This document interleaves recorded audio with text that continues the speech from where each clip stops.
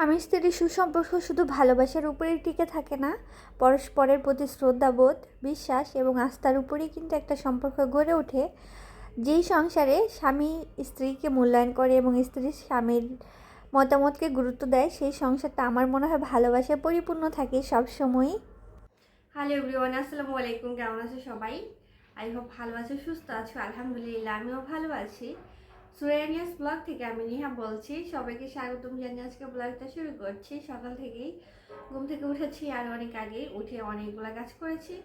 কারণ হচ্ছে রাতেরবেলা কিছুই গুছিয়ে রাখিনি, যদিও অনেক রাত হয়ে গেছে ঘুমাতে। এই তো গল্প টল্প করতে করতে দেন আর কোনো কাজ করা হয়নি। যদি আজকে খুব একটা রান্নাবান্না নেই, তার জন্য দেখা যায় ওইরকম একটা কি বলবো, ইচ্ছাও করেনি। আবার হচ্ছে অনেক বেশি রাত হয়ে যাওয়ার কারণে না ঘুমে পেয়েছিল, তো সব কিছু মিলিয়েও হচ্ছে আর করা হয়নি। আর আজকে যেহেতু মঙ্গলবার, আমার হাজব্যান্ডের হচ্ছে অফ ডে, তো তার জন্য দেখা যায় ঘুম থেকে ওঠার একটা প্যারা ছিল না। তো অনেক রাতে ঘুমিয়েছি, আবার সকালে উঠতেও লেট হয়েছে। সব কিছু মিলে হচ্ছে একটু লেটই হয়ে গেল। তো রান্নাঘরের কাজগুলো কমপ্লিট করলাম। আজকে হচ্ছে আমার প্রিন্সেস বেবি বিরিয়ানি খেতে চেয়েছে, তো ওই জন্য বিরিয়ানি রান্না করব। তো শর্টকাট রান্না বলতে পারো। এটার জন্য হচ্ছে গরুর মাংসটা ভিজিয়ে নিয়েছি, কারণ সে কয়েকদিন ধরে হচ্ছে পোলাও খেতে যাচ্ছে। যদিও একটু অসুস্থ ছিল, মাঝখানে ফুড পয়জনিং হয়েছিল, তার জন্য হচ্ছে দেইনি। তো আজকে ভাবলাম, কেননা আমার হাজব্যান্ড যেহেতু বাসা আছে আর আমার প্রিন্সেস অনেক পছন্দ করে, সো এটা করা যেতেই পারে। কালকে আমার হেল্পিং হ্যান্ডটা আসেনি, অনেকগুলা কাপড় জমে আছে। কালকে দুপুরবেলা হচ্ছে ওনাকে যখন ফোন দিলাম, 1:45 দিকে উনি আসবে না, তখন তো কি বলবো, খুব মন খারাপ হচ্ছিল। কিছুই করার নেই, দেন হচ্ছে নিজের কাজগুলো নিজেকে করতে হয়েছে, জাস্ট কাপড়টা ধোয়া হয়নি। তো আজকে না আসলে তো ওই কাজগুলো আমাকেই করতে হবে। এনিওয়েজ, ভিডিওর এই মুহূর্তে আমার কোনো আপু এবং ভাইয়া যদি শুরু করে থাকো, ছোট্ট করে একটা লাইক দিয়ে দিও। প্রথমবার যদি গিয়ে আমার চ্যানেলটা ভিজিট করো, যদি ইচ্ছে করে সাবস্ক্রাইব করে দিয়ে আমার পাশে থেকে যেতে পারো। এই তো আজকে সকাল থেকে শুরু করলাম, কেননা অনেকদিন ধরে হচ্ছে ক্যামেরার সামনে আসা হয় না। ভাবলাম আজকে তোমাদের সঙ্গে একটু সরাসরি ভিডিও শ্যুট করি, দেন হচ্ছে টুকটাক রান্নাবান্না তো দেখিয়ে দিব কী করি আর কি করব। তো আমার প্রিয় আপুরা এত সুন্দর সুন্দর কমেন্ট করো, আমার তো বেশ ভালোই লাগে তোমাদের কমেন্টগুলো পেতে।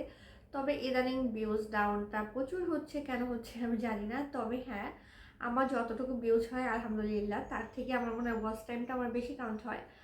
আমার এখন রাইট নাও দেখা যায় প্রায় 1500-র কাছাকাছি, এখনও 1500 কমপ্লিট হয়নি সাবস্ক্রাইবার। তবে ওয়াচ টাইম কিন্তু আমার 8000 ঘন্টার মতো হয়ে গেছে। তো বুঝতেই পারছো আমার আপুরা আমার ভিডিও অনেক বেশি পছন্দ করে, সেটা আমি তাদের ওয়াচ টাইম দেখলেই বুঝতে পারি। তো ইনশাল্লাহ দেখা যাক, লেগে থাকি, একদিন সাকসেস হবই। আমার কোনো প্যারা নেই যে আমার এখনই অনেক অনেক ভিউজ হতে হবে, অনেক অনেক সাবস্ক্রাইবার হতে হবে। আমি যতটুকু দিব আমি ঠিক ততটুকুই পাবো। তো ব্যাপারটা তেমনই, আমি যেমন কোয়ালিটির ভিডিও মেক করব, তেমনই কিন্তু আমার আপুরা, আমার দর্শকরা আমাকে সাপোর্ট দিবে। সো চেষ্টা করে যাই, একদিন সফল হবই ইনশাল্লাহ। এটা আমার নিজের উপর আমার নিজের অনেক বেশি কনফিডেন্ট আছে। তবে যেহেতু সংসার সামলিয়ে, বাচ্চা সামলিয়ে, আমার পার্সোনাল অনেক কাজ থাকে, সব কিছু করে তারপরে তো বুঝতে পারছো, তার মধ্যে এটাও কিন্তু আমার একটা কাজ। আর ইউটিউবটা এখন আমার ফ্যামিলির মতোই হয়ে গেছে। সো আমার প্রিয় আপু এবং ভাইদের সঙ্গে দেখা যায় চেষ্টা করি প্রতিদিন একটা করে ব্লগ শেয়ার করার জন্য। আগে কিন্তু একদিন পর পর দিতাম, 2 দিন পর পর দিতাম। একটা মানে কি বলবো, একটা ধারাবাহিকতা বজায় রেখে দেওয়া হতো না। তবে এখন কিন্তু চেষ্টা করছি প্রতিদিনই তোমাদের সঙ্গে ছোট হলেও একটা ভিডিও শেয়ার করার জন্য। আই হোপ এভাবে চালিয়ে যাব, যদি মানে ইনশাল্লাহ যদি পারি, দেন সব কিছু ঠিকঠাক হবে আমার মনে হয়। তো এই তো শুরু করলাম, আর কথা না বাড়াই তোমরা দেখতে থাকো আজকের ভিডিওটা। হয়তো তোমাদের অনেক অনেক বেশি ভালো লাগবে, আর যদি ভালো লাগে তাহলে ছোট্ট করে মিষ্টি করে একটা কমেন্ট করে দিও। সরাসরি রান্নাঘরে চলে এসেছি, কারণ এখন হচ্ছে ডিম পোচ করব আর ব্রেড খাবো। আর ইনস্ট্যান্ট তো আমার এইগুলোই খাওয়া হয় সকালে, খুব একটা নাস্তা কিন্তু কখনো বানানো হয় না, খুবই কম বানানো হয়। তো এই তো ডিম পোচ করে নিচ্ছি। আমার হাজব্যান্ড এখনও ঘুম থেকে ওঠেনি, তো উঠে যাবে, কারণ একটু আগে দেখে এসেছি নড়াচড়া করছে। তো একসঙ্গে করে ফেলতেছি 2টা ডিম পোচ, আর ব্রেডটা পরে হচ্ছে একটুখানি টোস্ট করে নেব। অন্যান্য দিনের তুলনায় মঙ্গলবারে একটু উঠতেও লেট হয়ে যায়, তারপরে দেখা যায় একটু কাজও বেশি থাকে। তবে আজকে কিন্তু বাজার নেই। বাজার নেই বলতে হচ্ছে বাজার করতে হবে না আর কি, মাছ মাংস মোটামুটি যা আছে ওইগুলো আরও কিছুদিন যাবে। যেহেতু সামনেই শবে বরাত চলে আসতেছে, সো শবে বরাতেরও তো একটা প্রিপারেশন থাকবে, বাজার টাজার করব। তার জন্য আর বললাম যে দরকার নেই, আজকে খুব একটা কিছু করতে হবে না, যেগুলো আছে ওইগুলোই খাওয়া শেষ করি, দেন হচ্ছে বাজার করা যাবে। তো সেই জায়গা থেকে হচ্ছে আমার হাজব্যান্ড আর একটু বেশি ঘুমাচ্ছে, কারণ নর্মালি হয় কি দেখা যায় ও একটা দিন ফ্রি থাকে, তো আর ওই ফ্রি দিনটা ওর আরও বেশি কাজ থাকে। তবে আজকে ওকে বলেছি যে তুমি চাইলে আজকের দিনটা রেস্ট নিতে পারো, খুব একটা কাজ করার দরকার নেই, আর যদি যেতেই হয় তাহলে বিকালবেলা মানে যেতে পারো। তো কারণ বেচারা না একদম প্রপারভাবে ঘুমাতে পারে না, লেট হয়ে যায়। যাই হোক, 2টা ডিম পোস্ট করে নিয়েছি, আর লাইনের গ্যাস আছে খুবই কম, তবে এই তো টুকটাক কাজ হয়ে যাচ্ছে। তবে রান্না করতে হয়তো পারবো না, কারণ অনেকটা সময় লেগে যাবে। আর আজকে যেহেতু বিরিয়ানি রান্না করবো আমার প্রিন্সেসের জন্য, কয়েকদিন ধরে বলছিল সে পোলাও খাবে, আর যেহেতু তার একটু ফুড পয়জনিংয়ের প্রবলেম ছিল, তাই তো গত সপ্তাহে হচ্ছে তাকে দেয়া হয়নি। ভাবলাম কেন না, এখন তো দেওয়া যেতেই পারে যেহেতু সুস্থ হয়েছে। তো ওর জন্য হচ্ছে ডিমটা আমি স্ক্রাম্বল করে নিচ্ছি, কারণ ও হচ্ছে পোস্ট ডিম পছন্দ করে না খুব একটা, এইভাবে ছোট ছোট করে ভেঙে দিলে ও এটাকে পছন্দ করে, তাই ওর ডিমটা হচ্ছে একটু স্ক্রাম্বল করব। আর এই তো 2টা ব্রেড দিব। ও 2টা ব্রেডও খেতে পারে না, ছোট সাইজের, মানে এক পিস খাবে তারপরে পিস আর নেবে না, সেটা আমি জানি। তবে একটু বেশি করে এই ব্রেডগুলো আজকে টোস্ট করব, কারণ আমার হাজব্যান্ড যেহেতু আছে, নর্মালি হয় আমার জন্য 3টা করি আর আমার বাচ্চার জন্য 2টা, 5 পিসে হয়ে যায়। তো আজকে 2 পিস এক্সট্রা করব, যদি আর কি খাওয়া হয় তার জন্য। এই তো মৃদু আঁচ আছে চুলায়, এই অল্প আজই কিন্তু আমি হচ্ছে ব্রেডটা টোস্ট করে নিব, কারণ অল্প আজে হয় কি একদম মুচমুচে হয়ে যায়, তবে উপরে কিন্তু কালারটা খুব একটা আসে না। তবে সবগুলো আমি উল্টে পাল্টে এই তো ভেজে দিচ্ছি 4 পিস করে দিয়ে। আজকে যেটা বললাম যে মোটামুটি ঘরের কাজ তো থাকেই, তবে এক্সট্রা কাজের মধ্যেই তো বালিশের কাভারগুলো বানাচ্ছি, সেগুলো এখনও কমপ্লিট হয়নি, তবে রাতেবেলা চেষ্টা করবো আজকে কমপ্লিট করে নেওয়ার জন্য। দেন হচ্ছে আমার প্রিন্সেসের বার্থডে তো আর খুব বেশি দিন নেই, তো ওর জন্য ভেবেছি একটা ড্রেস বানাবো। অনলাইনে কিছু ড্রেস দেখেছি ওর জন্য আমি। বাই দ্য ওয়ে একটু ভিডিওর কথা বলি, এই তো যেহেতু বিরিয়ানি রান্না করব, আর বিরিয়ানির আলুগুলো আমার ভীষণ পছন্দ, তাই আলু হচ্ছে আমি ভেজে নিব, তার আগে নাস্তা করব। তো যেহেতু অল্প গ্যাস আছে তাই আলুটা হচ্ছে আমি মানে ভাজতে চুলার উপরে রেখে এসেছি, যাতে হয়ে যায়, ঢাকনা দিয়ে ঢেকে দিলে প্রপারভাবে সিদ্ধ হয়ে যায়। এই তো নাস্তা করতে বসে গেছি আমি, আর আমার বাচ্চা সব টেনে টেনে দেখো মানে নিয়ে আসছে রিবানের উপরে, ও এখানে বসেই ম্যাক্সিমাম সময় খাবার খায়। তো 3জনে বসে তো আর খাবার খাওয়া সম্ভব না, ওকে বললাম তুমি খেয়ে নাও, তারপরে হচ্ছে আমরা একসঙ্গে খাবো, কিন্তু সে তো কথাই শুনছে না। তারপরেই তো বেডের উপরে বসেছি তাকে নিয়ে। এদিকে দেখো আলুটাও আমার একদম পারফেক্টলি কুক হয়ে গেছে, ভীষণ সফট হয়েছে, আর ভাজাও হয়ে গেছে। চালটা ধুয়ে নিয়েছি, কারণ লেট হয়ে যাবে, যেহেতু লেট থেকে মানে লেট করেই ঘুম থেকে উঠেছি, রান্না করতে লেট হয়ে যাবে তার জন্য। এখানেই তো কিছু পেঁয়াজ নিয়েছি, বেরেস্তা করে এটাকে নামিয়ে দেন হচ্ছে আমার রান্নাঘরে লাইট অফ করা আছে এই মুহূর্তে, তাই একটু কালারটা অন্যরকম লাগতে পারে। আর এখানে হচ্ছে যতটা মাংস আছে তার অর্ধেকটা কলিজা আছে, আর বুঝতে পারছো কলিজাটা কিন্তু একটু মানে একটু কালোই লাগে দেখতে কালারটা, আর যেহেতু লাইট অফ করা আছে সো তার জন্য একটু অন্যরকম লাগতে পারে ফ্যাকাশে। সো তোমরা অ্যাডজাস্ট করে নিও, রান্নার পরে কিন্তু কালারটা আমি এখানে প্রথমে টক দই দিয়েছিলাম 3 টেবিল চামচের মতো, আর হচ্ছে তো দুধ দিয়ে দিলাম প্রায় 1 কাপের মতো দিয়েছি, অল্প একটু রেখে দিয়েছি। এখন এই মুহূর্তে মনে হচ্ছে যে মানে মিশে নিই, একদম একটু সাকটা সাকটা হয়ে আছে তাই না, এরকম লাগছে।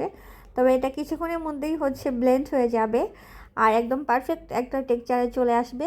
বিরিয়ানি রান্না করলে কিন্তু দুধ দিয়ে রান্না করলে ভালো লাগে খেতে, তবে খুব একটা দুধ দিতে পারবো না। আমার এই তো প্রায় আমি হাফ কেজির মতো দুধ নিয়েছি এখানে, আর হাফ কেজি দুধ থেকে আবার 1 কাপ উঠিয়ে রেখেছি আমার বাচ্চার জন্য। তো প্রায় 300 গ্রাম দুধের মতো আছে, আর এই 300 গ্রাম দুধ দিয়ে হচ্ছে আমি মাংসটা রান্না করছি। তো মোটামুটি কষানো হয়ে গেছে, আরও 1 কাপ দুধ ছিল ওটা দিয়ে দিলাম, ওটা দিয়ে এখন হচ্ছে আমি মাংসটাকে রান্না করব। যেহেতু আমার প্রিন্সেসের জন্য করছি একটু সফট করতে হবে বেশি। আর এখন পর্যন্ত আমার মনে করো কোনো প্রেশার কুকার নেই, তোমরা হাসবে শুনলে। এই প্রেশার কুকারটা না কখনোই আমার কেনার কথা মাথায় আসে না, আর কিনতে ইচ্ছেও করে না। ইদানিং ভাবতেছি আবার যখন মার্কেটে যাব শুধু এটা কিনতে যাব যাতে কেনা হয়ে যায়। তো এদিকে মানে সে ক্লে দিয়ে খেলে যা অবস্থা করছে আর কি বলবো তোমাদের, এটার উপরে মানে একটা পাখি এসে বসতে পারবে না, ক্লে দিয়ে খেলে এইরকম বাজে অবস্থা করছে, তার জন্য একটু ঝেড়ে দিলাম। চুলার মধ্যে রান্না রেখে আসছি, তারই তো ডিবানটা পরিষ্কার করে দেওয়ার জন্য, যেহেতু আমার হেল্পিং হ্যান্ড চলে এসেছে, ঘরটর পরিষ্কার করেই রেখেছি আগে আমি, মানে 2টা খাট ঝাড়ু দিয়েছি, ফার্নিচারগুলো মুছেছি, আর এই কাজগুলো আজকে অফ ক্যামেরায় করেছি। বাই দ্য ওয়ে মাংসটা কিন্তু হয়ে গেছে পারফেক্টভাবে। এখন হচ্ছে পোলাওটা রান্না করব, তার জন্য পর্যাপ্ত পরিমাণে তেল দিয়ে দিচ্ছি, অবশ্য ঘি ইউজ করব, তার জন্য সেটা বুঝেই কিন্তু তেলটা আমি দিয়েছি।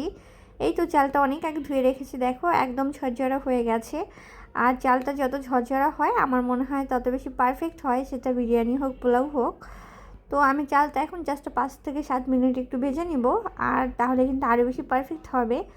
এই তো আমি আজকে কিন্তু কুকারেই বসিয়েছি রান্না, কারণ হচ্ছে লাইনে গ্যাস আছে, ওটা দিয়ে রান্না করা যাবে, তবে লেট হয়ে যাবে যেহেতু পোলাওটা রান্না করবো। সো বুঝতে পারছো খুব অল্প আছে, কিন্তু আবার গলে যাওয়ার সম্ভাবনা থাকে, পারফেক্ট হবে না।